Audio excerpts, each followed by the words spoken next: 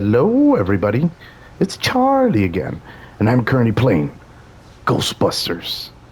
And yeah, this is a game I've been wanting to review for a while because I did beat it. I do have a playlist on it, so if you guys want, go ahead and check that out. But other than that, let's get into this review. Hope you guys enjoy. Alright, guys, what's up?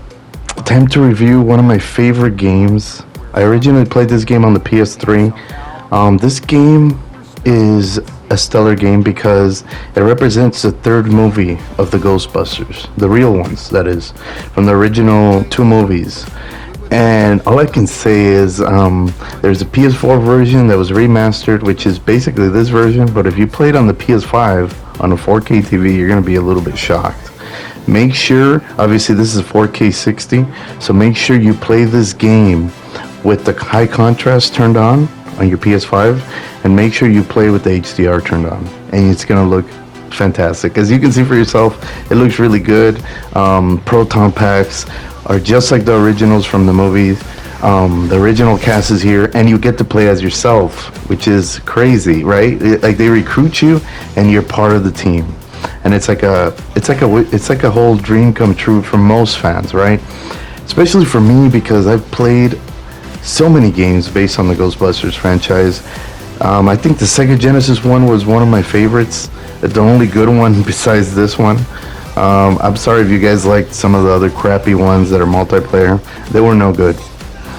But this right here is really awesome. Even though it's linear, it gives you the personalities of each Ghostbuster.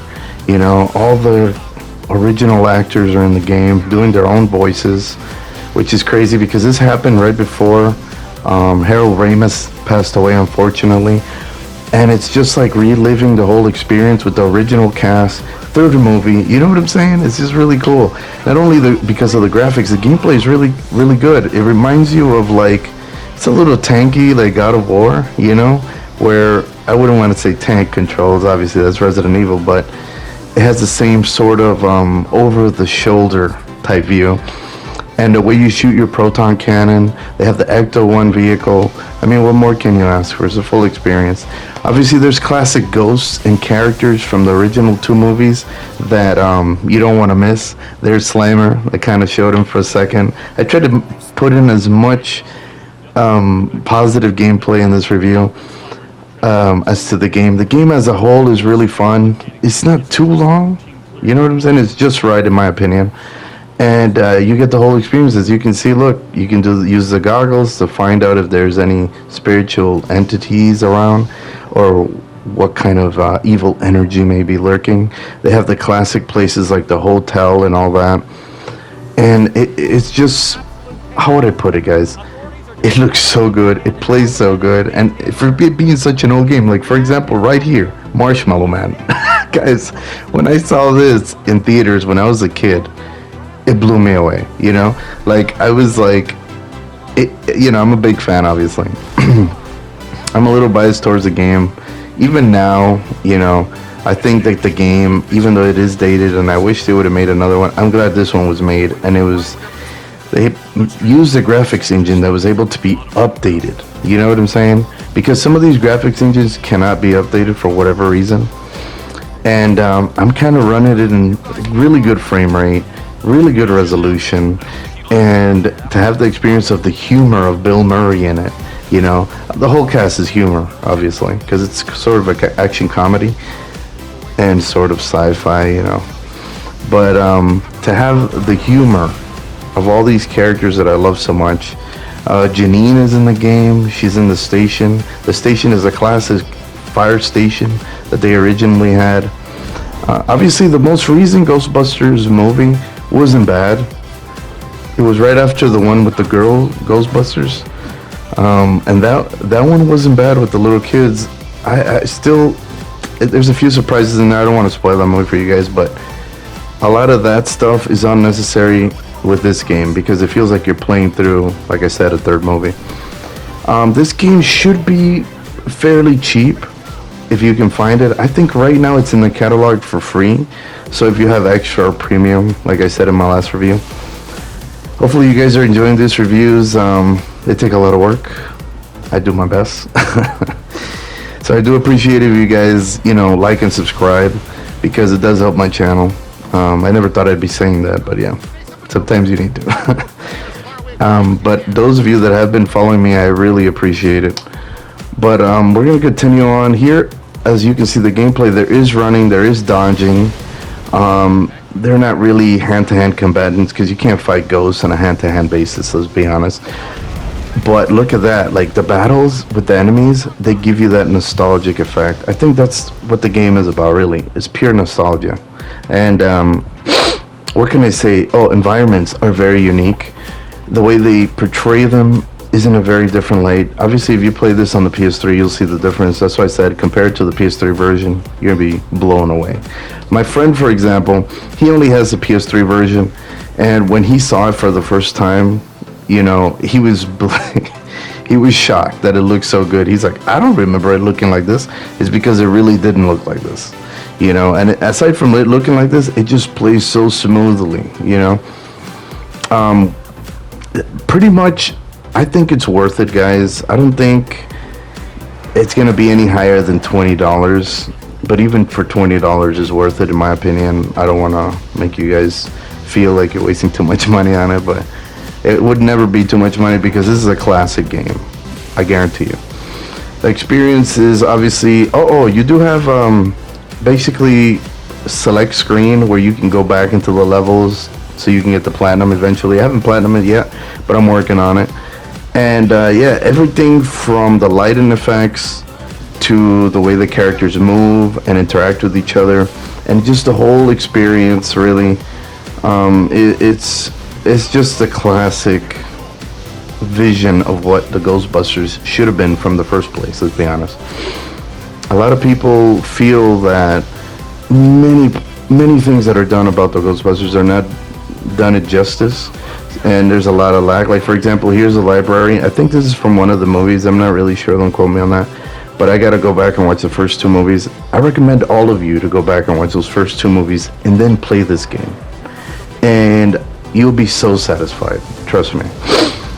Especially now, if you have a PS5 and a 4K TV, you're gonna really enjoy yourself. Obviously, I'm not saying that it's the greatest game ever made, but it is worth having in your library. I'm gonna give it around the same score as Spider-Man Miles Morales that I gave the 8.5. Might even be just sitting at an 8, but it's one of those games that you just have to have, in my opinion. Especially if you're a fan, right? If you're not a fan, I think you'll still enjoy it because it's a straight linear game. If you like open world games, this is not an open world game, guys. This was made back in the day, PS3 era, when there wasn't many open world games. Now that shit is out of control, right? There's so many nowadays. But I do think it's worth it. And as you continue on, you'll notice little things like destructible environments. Things can be destroyed. Obviously, you don't want to destroy the environment because of Ghostbusters. It'll be taken out of your paycheck, just like in the movie, which is, whatever check we pay you. It makes sense. You're there to do a job. You don't want to destroy the whole place. But then again, it's hard to catch ghosts. And the reason why I put out this review is because, sorry about that. We're awfully close to Halloween, and I'll try to put for the last week, right before we get to Halloween, games that are more dark and stuff. I honestly don't really play like spooky horror games, not because they scare me, to be completely honest, but because most of them are not that good, unfortunately. But because I don't get the same effect that other people do. It's just not my genre. But I will try to put more of those. I do think some of the scare tactics that they use in some of these games are better than actual movies. But this game, yeah, it's just gonna bring you to that nostalgia effect that really grabs you. And there's other things about it, really. It's not only destructible environments and graphics and stuff, but there is a sense of voice work that was done with a lot of passion, and it's not recycled voice work from movies or anything. The actors literally participated in the whole game making. I think if you look it up, you'll find that Dan Aykroyd and Harold Ramis were heavily involved. Obviously, you hear the other actors in there. Ernie Hudson, Winston, he's in here too. and Bill Murray put his part in. Some people say his part was done in, like he didn't really care. No, it still sounds like Bill Murray. His jokes still land. I still find him very funny. But then again, he's one of my favorite actors. I did grow up around that time.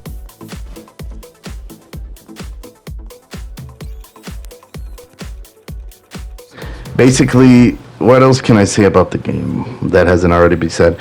It's a game that I think is worth your time, like I said. And it definitely sits at an 8.5 max. I would give it, just because it's a game that was made a while back, so it's kind of unfair to compare it to what we have now. But at the same time, it's really cleaned up. It feels like a remake in a way, because it looks so much better. The boss fights, they could use some work, some of them, but some of them you do get a challenge, guys. And trust me, you may want to play this on normal, because even normal will test your ability as a gamer.